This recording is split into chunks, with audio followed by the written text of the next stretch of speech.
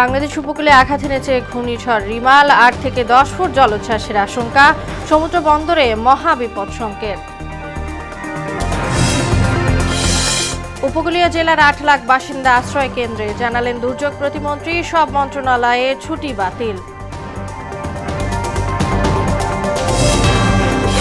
83 দলিল ও 33 ব্যাংক হিসাবের পর এবার বেনজির ও তার স্ত্রী কন্যার আরও 119টি সম্পত্তি ক্রোকের নির্দেশ। এবং আগামী বাজেটে মূল্যস্ফীতি রিজার্ভ এবং রাজস্ব আদায়ে চ্যালেঞ্জে পড়তে হবে, জানালেন অর্থমন্ত্রী। প্রাধান্য পাবে নিত্যপণ্যের দাম।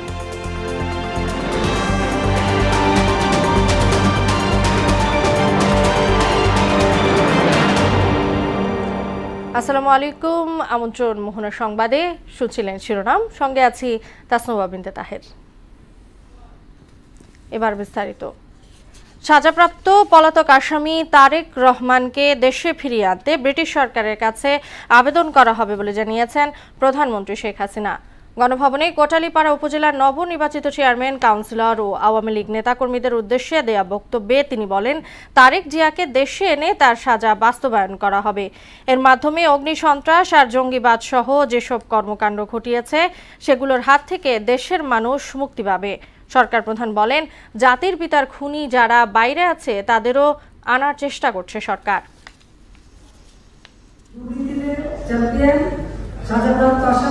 সেটাকে এখন আমরা নিয়ে আসবো ব্রিটিশ গভর্নমেন্টের কাছে। আমরা সেই আবেদন করবো সরকার পক্ষ থেকে যে ওখানে যে আসামি তারেক জিয়া সাজাপ্রাপ্ত তাকে যেন বাংলাদেশে ফেরত পাঠায়। ওই অগ্নিসন্ত্রাস, জঙ্গিবাদ, সন্ত্রাসী যে সমস্ত কর্মকাণ্ড ঘটিয়েছে এখানে, সে 28 অক্টোবর 2023, তারপরে 2013-14 বিভিন্ন সময় সেগুলির হাত থেকে মানুষ মুক্তি পাবে। এই অগ্নিসন্ত্রাসের হাত থেকে মুক্তি পাবে। ঘূর্ণিঝড় রিমালের অগ্রভাগ উপকূলে আঘাত এনেছে। এতে উপকূলীয় জেলাগুলোতে দমকা বাতাস ও বৃষ্টি ঝরতে শুরু করেছে। এসব এলাকা সাগর ও নদী বিক্ষুব্ধ রয়েছে। সন্ধ্যা 6টার পরবর্তী 3 থেকে 4 ঘন্টা অর্থাৎ রাত 9টা-10টার দিকে এর কেন্দ্র উপকূল অতিক্রম করবে। আবহাওয়া অধিদপ্তরের তথ্য মতে উপকূলীয় জেলা খুলনা, সাতক্ষীরা, বাগেরহাট, পিরোজপুর, ঝালকাঠি, বরগুনা, বরিশাল, ভোলা ও পটুয়াখালী অতিক্রম করবে ঘূর্ণিঝড় রিমাল। ঘূর্ণিঝড়ের ক্ষতি এড়াতে পায়রা ও মোংলা সমুদ্র বন্দরকে 10 নম্বর মহাবিপদ সংকেত দেখিয়ে যেতে বলা হয়েছে।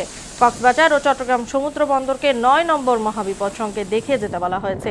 উপকূলীয় জেলা চট্টগ্রাম, কক্সবাজার, ফেনী, কুমিল্লা, নোয়াখালী, লক্ষ্মীপুর, চাঁদপুর এবং তাদের অদূরবর্তী দ্বীপ ও চরসমূহ 9 নম্বর মহাবিপদ সংকেতের আওতায় থাকবে।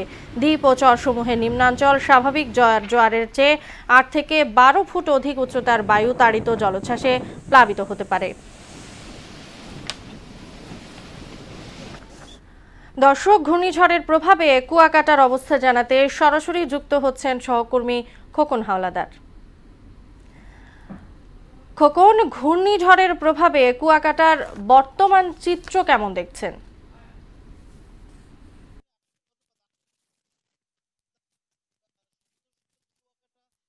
কলাপাড়া, সে কলাপাড়ায় আপনাকে জানিয়ে রাখি যে পটুয়াখালী জেলায় ঘূর্ণিঝড় সন্ধ্যা নাগাদ কিন্তু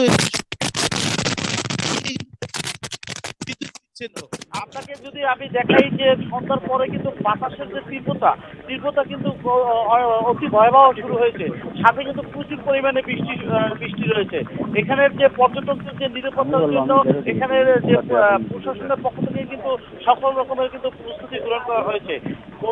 প্রশাসনের পক্ষ থেকে নিরাপদ স্থানে যাওয়ার জন্য কিন্তু মাইকিং সহ তাদের যে আরো সিসিপি এবং রেড ক্রিসেন্টের যে লোকজন আছে তাদের কিন্তু দিয়ে ভলান্টিয়ারদের দিয়ে কিন্তু নিরাপদ যে স্থান সেখানে কিন্তু সরিয়ে নেওয়া হয়েছে। সে পর্যটকদের নিরাপত্তার জন্য তারা যে নিরাপদে আছে কিনা সেটা পর্যবেক্ষণের জন্য কিন্তু পটুয়াখালী জেলা পুলিশ সুপার জনাব মোহাম্মদ সাইদুল ইসলাম পিপিএম মহোদয় কিন্তু এই পটুয়াখালীর কুয়াকাটা কিন্তু আসছেন। এখন আমরা তার সাথে কথা বলবো। আচ্ছা, এই যে পর্যটকদের নিরাপত্তার জন্য আপনাদের পুলিশ প্রশাসন থেকে কি কি পদক্ষেপ গ্রহণ করা হয়েছে? ধন্যবাদ।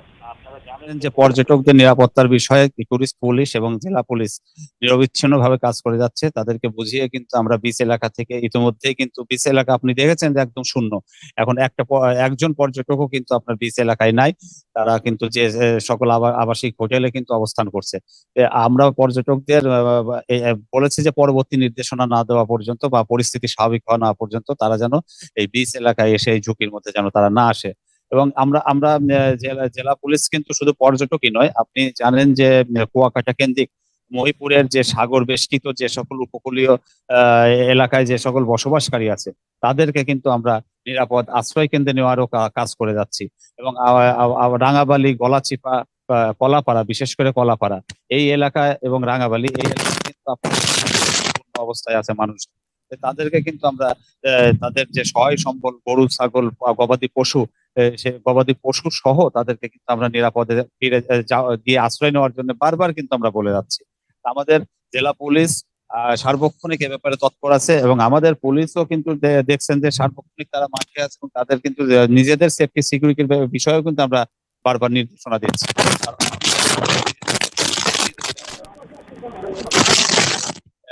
নিরাপত্তা দেওয়াটা কতটা কঠিন হয়ে দাঁড়ায়, সেক্ষেত্রে জেলা প্রশাসন, উপজেলা সিপিপি দল এখানে আছে।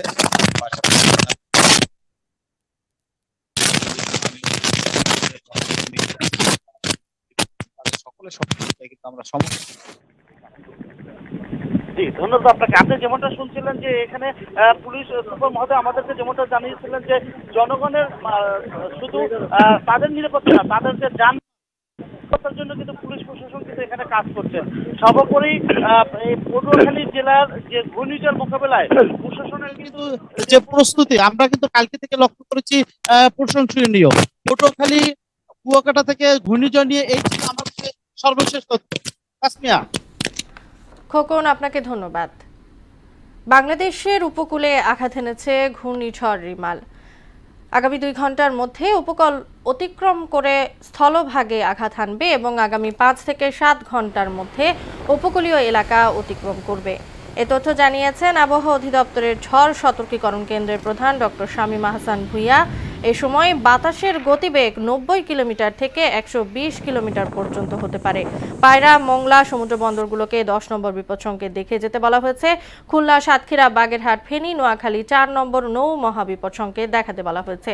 নিম্নাঞ্চল স্বাভাবিকের চেয়ে 8 থেকে 12 ফুট উচ্চতায় জলোচ্ছ্বাস হতে পারে। সকল মাছ ধরার নৌকা ও ট্রলারকে পরবর্তী নির্দেশ না দেওয়া পর্যন্ত নিরাপদ আশ্রয়ে থাকার পরামর্শ দেওয়া হয়েছে। ভারী বৃষ্টিপাত 300 থেকে 350 মিলিমিটার পর্যন্ত হতে পারে। ক্ষয়ক্ষতির পরিমাণ বাড়তে পারে। ঘূর্ণিঝড়টির কেন্দ্র মংলার দক্ষিণ পশ্চিম দিক দিয়ে পশ্চিমবঙ্গ খেপুপাড়া উপকূল অতিক্রম শুরু করেছে। ঘূর্ণিঝড়টির কেন্দ্র আরও উত্তর দিকে অগ্রসর হয়ে 1 থেকে 2 ঘন্টার মধ্যে উপকূল অতিক্রম করে সম্পূর্ণ ঘূর্ণিঝড়টি পরবর্তী 5 থেকে 7 ঘন্টার মধ্যে উপকূল অতিক্রম সম্পন্ন করতে পারে।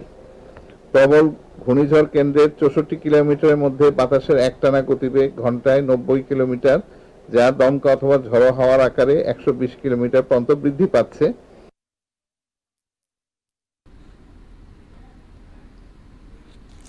ঘূর্ণিঝড় রিমালের প্রভাবে সাতক্ষীরা থেকে কক্সবাজার পর্যন্ত এলাকায় ক্ষয়ক্ষতির ঝুঁকি আছে বলে জানিয়েছেন দুর্যোগ ব্যবস্থাপনা ও ত্রাণ প্রতিমন্ত্রী মহিবুর রহমান।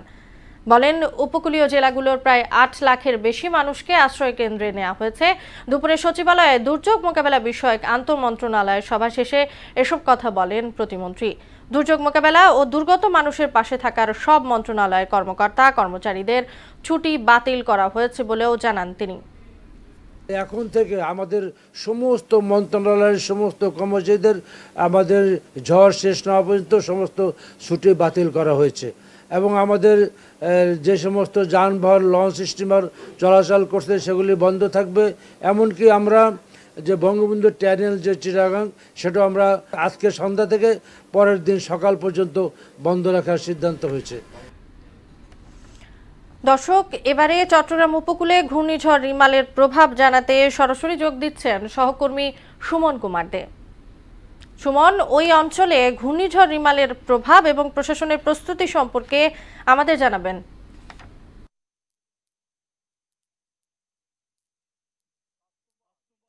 চট্টগ্রাম ও কক্সবাজারে ৯ নাম্বার যে মহাবিপদ সংকট দেখিয়ে যাতে বলা হয়েছে, তো আমরা সকাল থেকে দেখেছি দুপুর পর্যন্ত চট্টগ্রামে কোনো ধরনের বৃষ্টিপাত হয়নি। দুপুর 2টা কিছু পর পরে কিন্তু চট্টগ্রামে কখনো হালকা কখনো ভারী বৃষ্টিপাত হয়েছে এবং আমরা দেখেছি সাগর তখন জোয়ার ছিল, সেই কারণে জোয়ারের যে গর্জন বড় বড় ঢেউ কিন্তু আমরা দেখতে পেয়েছি।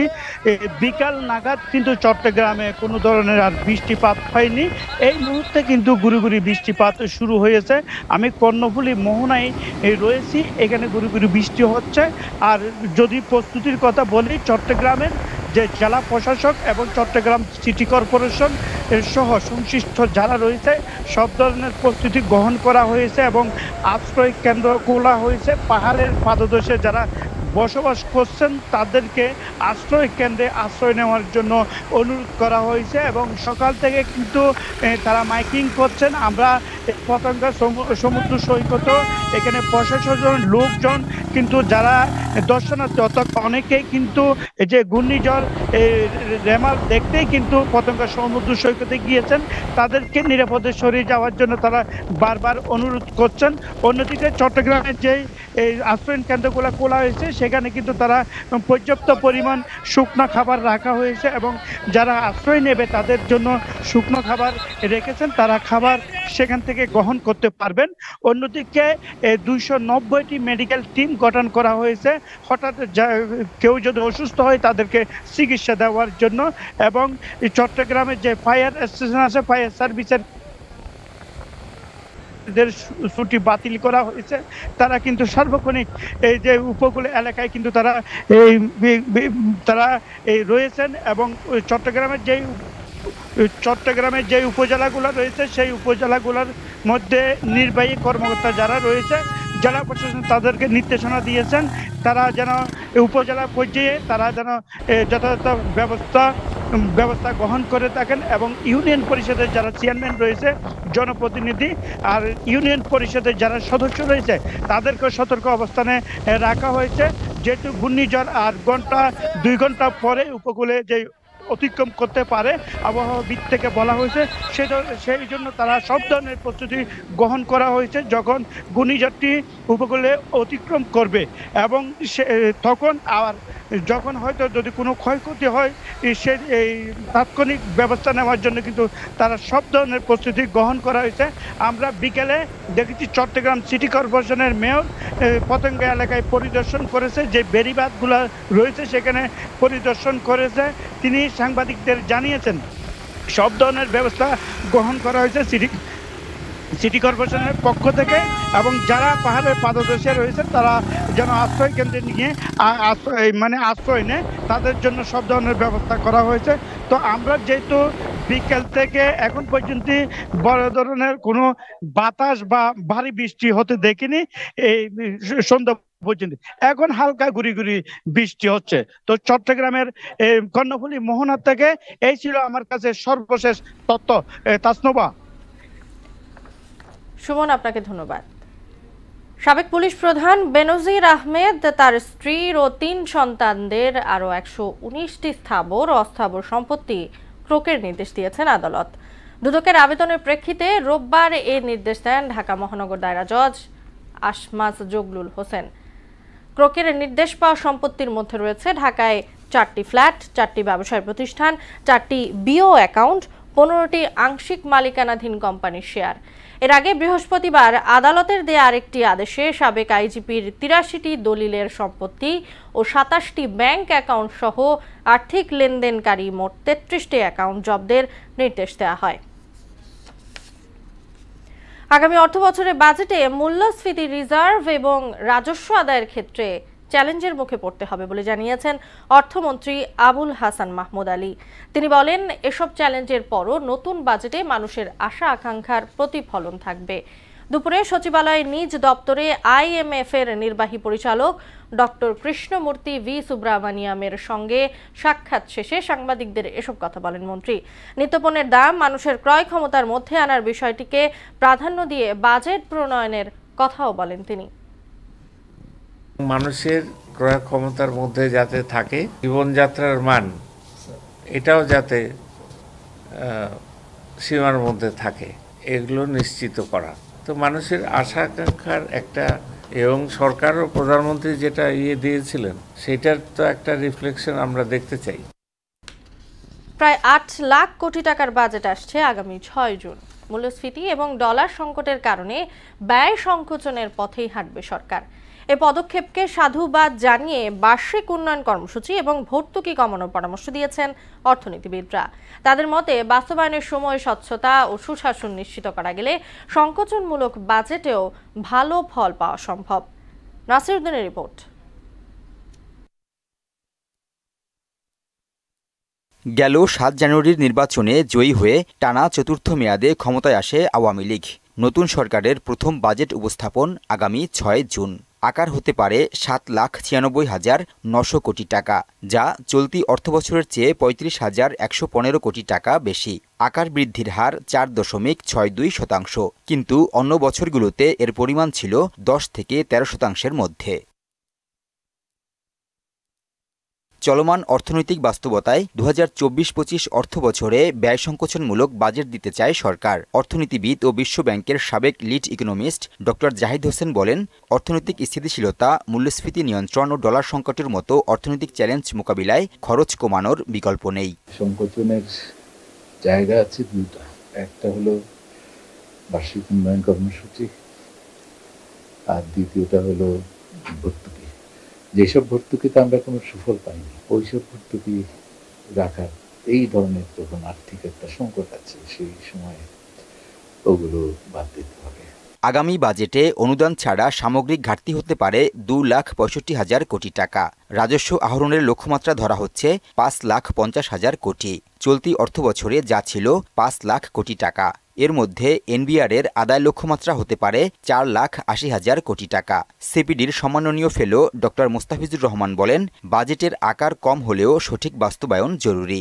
সাশ্রয়ী ভাবে যাতে বাস্তবায়ন করি, সময় মতো যাতে ঠিকভাবে যাতে বাস্তবায়ন করি, দুর্নীতি যাতে না হয়, দেখভালটা, মনিটরিং, তদারকি এগুলো আরও শক্তিশালী আমাদের করার যে প্রয়োজনীয়তা, যাতে করে এই সংকোচনের ফলে আমার বিনিয়োগের উপরে কোনো নেতিবাচক প্রভাব না পড়ে। বিবিএস এর পরিসংখ্যান বলছে, গত বছর এপ্রিলে পয়েন্ট টু পয়েন্ট মূল্যস্ফীতি ছিল 9.24%। এই এপ্রিলে হয়েছে 9.74%। গত অক্টোবর-ডিসেম্বর প্রান্তিকে জিডিপি প্রবৃদ্ধি হয়েছে মাত্র 3.78%। 2022 সালের একই প্রান্তিকে যা ছিল 7.08%। কমেছে বৈদেশিক মুদ্রার রিজার্ভও। অর্থনীতিবিদরা বলেন, দুরবস্থা কাটাতে পরোক্ষ কর এবং বাজেট ঘাটতির পরিমাণ কমাতে হবে। এখন বাজেটে মূল্যস্ফীতির উস্কে দেওয়ার দুটো জায়গা আছে। একটা হলো যে পরোক্ষ করের বৃদ্ধি, যার ফলে পণ্যমূল্য বেড়ে যায়। দ্বিতীয় হচ্ছে বাজেট ঘাটতি, এইটাকে সংকুচিত করা, যাতে সামষ্টিক চাহিদাটা বাজেটের কারণে আর বৃদ্ধি না পায়। বাজেট বাস্তবায়নে সুশাসন নিশ্চিতেরও তাগিদ দেন এ দুই অর্থনীতিবিদ। নাসির উদ্দিন, মোহনা সংবাদ, ঢাকা। ঝিনাইদহ 4 আসনের এমপি আনোয়ারুল আজিম আনার হত্যার মূল পরিকল্পনাকারী বাল্যবন্ধু আখতারুজ্জামান শাহিনকে খুঁজে বের করতে ইন্টারপোলের সহায়তা চেয়েছে বাংলাদেশ। হত্যাকাণ্ড তদন্তে ভারতের উদ্দেশ্যে দেশ ছাড়ার আগে হযরত শাহজালাল আন্তর্জাতিক বিমানবন্দরে সাংবাদিকদের একথা জানান ঢাকা মহানগর পুলিশের অতিরিক্ত কমিশনার ডিবি প্রধান হারুনুর রশিদ। সকালে কলকাতার উদ্দেশ্যে ঢাকা ছেড়ে যাওয়া 3 সদস্যের তদন্ত দলকে নেতৃত্ব দিচ্ছেন তিনি। দলের বাকি 2 সদস্য হলেন ওয়ারি গোয়েন্দা বিভাগের ডিসি আব্দুল আহাদ ও এডিসি শাহিদুর রহমান। ভুয়া সাংবাদিকদের দৌরাত্ম্য থেকে মূলধারার গণমাধ্যমকে রক্ষা করতে সাংবাদিক নেতাদের প্রতি আহ্বান জানিয়েছেন আওয়ামী লীগ সাধারণ সম্পাদক ওবায়দুল কাদের। সকালে ঢাকা রিপোর্টার্স ইউনিটির 30তম প্রতিষ্ঠা বার্ষিকীর অনুষ্ঠানে তিনি এ আহ্বান জানান। ডিজিটাল নিরাপত্তা আইনের অপব্যবহার রোধে সরকার সতর্ক রয়েছে উল্লেখ করে সেতুমন্ত্রী বলেন, গণমাধ্যমে গঠনমূলক সমালোচনা চায় সরকার। এ সময় বিভিন্ন রাজনৈতিক, সামাজিক ও সাংগঠনিক সংগঠনের নেতারা উপস্থিত ছিলেন। কোনো নিরীহ সাংবাদিক যাতে হ্যারাসমেন্টের শিকার, সে ব্যাপারে আমাদের সরকার এবং আমরা এ ব্যাপারে সতর্ক থাকব। এরা সত্যিকারের জার্নালিস্ট না। এই ভুয়া সাংবাদিকদের ব্যাপারে আপনাদেরও একটু সতর্ক থাকতে হবে। বেগম জিয়াকে উন্নত চিকিৎসার সুযোগ না দিয়ে সরকার তাকে জেনে শুনেই মৃত্যুর দিকে ঠেলে দিচ্ছে বলে অভিযোগ করেছেন বিএনপি নেতারা। সরকারের জন্য হুমকি জেনেই বেগম জিয়াকে বন্দী করে রেখেছে বলেও মন্তব্য করেন আলোচকরা। রাজধানী গুলশানে একটি হোটেলে এক প্রকাশনা অনুষ্ঠানে তিনি এসব কথা বলেন। আরও জানাচ্ছেন হুমায়ুন কবির। বিএনপি চেয়ারপারসন বেগম খালেদা জিয়ার জীবন ভিত্তিক গবেষণা গ্রন্থের প্রকাশনা অনুষ্ঠানে রাজনীতিবিদ ছাড়াও সাংবাদিক, বুদ্ধিজীবী ও শিক্ষাবিদেরা অংশ নেন। এই সময় বেগম খালেদা জিয়ার কর্মময় জীবন নিয়ে আলোচনা করেন বক্তারা। অভিযোগ করেন সরকার বেগম জিয়াকে আটক রেখে তার সাথে অমানবিক আচরণ করছেন। যখন বেগম জিয়ার বিচার হয়, এই বিচারের মধ্যে বিতর্কিত কিছু এলিমেন্ট আছে, এটা বিতর্কিত বিচার ছিল। আপনারা কেউ কি থরো রিসার্চ করেছেন এই মামলাটা বিচারের মধ্যে কি কি অসঙ্গতি ছিল? তার মতো জননন্দিত নেতা এখন বাংলাদেশে নাই। এত নির্দয় নিষ্ঠুর আচরণ কোন মানুষের সাথে করতে পারে এটা বলা যায় না। সবাই জানে যে বেগম জিয়াকে অন্যায় করে জেলে আটকে রাখা হয়েছে এবং অনেকে ছেড়ে দিলে পরে এই সরকার মনে করে যে তার জন্য একটা থ্রেট। বেগম জিয়াকে উন্নত চিকিৎসার সুযোগ না দিয়ে তাকে হত্যা ষড়যন্ত্র করা হচ্ছে বলে অভিযোগ করেন বিএনপির সিনিয়র নেতারা। যেখানে বাংলাদেশের ডাক্তাররা আশা ছেড়ে দিয়েছে, তারা বলতেছে যে নাকি অবিলম্বে বিদেশে নেওয়া দরকার। বারবার বলার পরেও জেনে শুনে একটা মানুষকে কিভাবে হত্যা করা হচ্ছে, এটা আজকে ইতিহাস সাক্ষী হয়ে থাকবে। একটা বিরূপ পরিস্থিতিতে আমরা আছি, কিন্তু তার মধ্যে দিয়েও যত দ্রুত সম্ভব যা কিছু করা প্রয়োজন তার সবকিছু করার চেষ্টা আমরা করবো ইনশাল্লাহ। সরকারের বিরুদ্ধে সবাইকে সোচ্চার হওয়ার আহ্বানও জানান তারা। এই দেশের স্বাধীনতা কিন্তু একসময় থাকবে না যদি এই দেশের সাধারণ মানুষ সচেতন না হয়। হুমায়ুন কবির, মোহনা সংবাদ, ঢাকা। কাবাডি জাঁকজমক আয়োজনের মধ্য দিয়ে মিরপুর শহীদ সোহরাওয়ার্দী ইনডোর স্টেডিয়ামে শুরু হলো বঙ্গবন্ধু কাপ আন্তর্জাতিক কাবাডির চতুর্থ আসর। এতে প্রধান অতিথি হিসেবে এই টুর্নামেন্টের উদ্বোধন করেন যুব ও ক্রীড়া মন্ত্রী নাজমুল হাসান পাপন। অনুষ্ঠানে সভাপতিত্ব করেন বাংলাদেশ কাবাডি ফেডারেশনের সভাপতি ও inspector general of police Chowdhury Abdullah Al Mamun. এ সময় উপস্থিত ছিলেন ফেডারেশনের সাধারণ সম্পাদক ও ডিএমপি কমিশনার হাবিবুর রহমান। উদ্বোধনী অনুষ্ঠানের মার্চ পাস্টে অংশ নেন অংশগ্রহণকারী 12টি দলের খেলোয়াড়, কর্মকর্তা ও টুর্নামেন্টের অফিসিয়ালরা। উদ্বোধনী খেলায় দক্ষিণ কোরিয়াকে 67-22 পয়েন্ট ব্যবধানে হারিয়েছে বাংলাদেশ। কাবাডিটাকে চালাচ্ছেন মন্ত্রণালয়ের পক্ষ থেকে আমি বলতে পারি, আমার ব্যক্তিগতভাবে আমি বলতে পারি আমরা অত্যন্ত খুশি এবং আনন্দিত। এবং আমরা যে শর্টলিস্টটা করেছি, যে শর্টলিস্টের ভিত্তিতে আমরা প্রায়োরিটি দিব কতগুলো খেলাকে, এটার মধ্যে ওনারা আছেন ফেডারেশনের দিক দিয়ে। আরেকটা জিনিস মনে রাখতে হবে, খেলার দিক দিয়ে এটা হচ্ছে আমাদের জাতীয় খেলা, এটা তো অবশ্যই আমাদের খেলতে হবে এবং এটাতে আমাদের ভালো করা না করার কোনো কারণ নেই। শেষ করব মোহনা সংবাদ, যাবার আগে শিরোনামগুলো জানিয়ে দিচ্ছি আরো একবার।